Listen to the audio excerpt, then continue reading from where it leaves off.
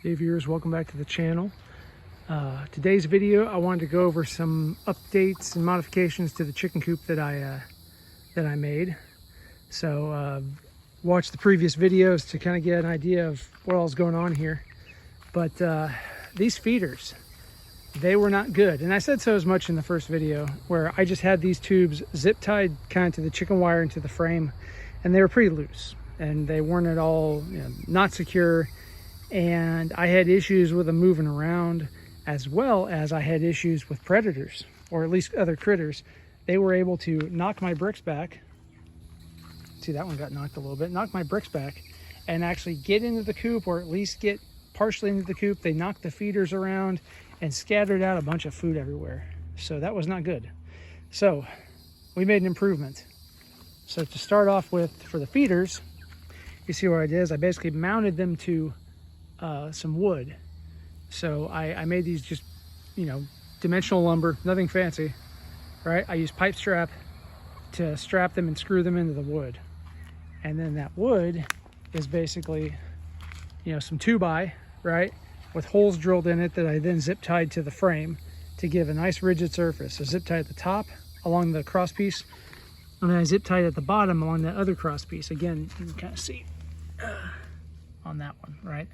I just did a single hole in the middle there, though I should have done two, on either end, mirroring woods at the top. Then I screwed in these stop blocks and just very cheaply some little sticks of rebar. I just had some extra nails, so I just bent those in an X just to kind of hold them loosely in place. And then I drove the whole thing into the ground. So I've got rebar into the ground. Then I've got it zip tied to the frame here, right? And then I've got the feeders tied off to that, and this has proven very secure, very secure, very cheap, and obviously it looks cheap, right? I mean, it just got scrap wood and screws and whatnot, but it works and it holds things really secure. So that was one improvement I made that was most needed. The second improvement is these cinder blocks. So whatever critter was getting in here, probably a raccoon or something, right? He could move the brick. He knocked the bricks out of the way, like they were completely, just thrown about. So solution, another layer of bigger bricks. And so that's pretty much what I did. Is I put these cinder blocks around the first layer of bricks and stacked them up. I just had these cinder blocks on hand, and these aren't getting moved. And I've had zero problems since.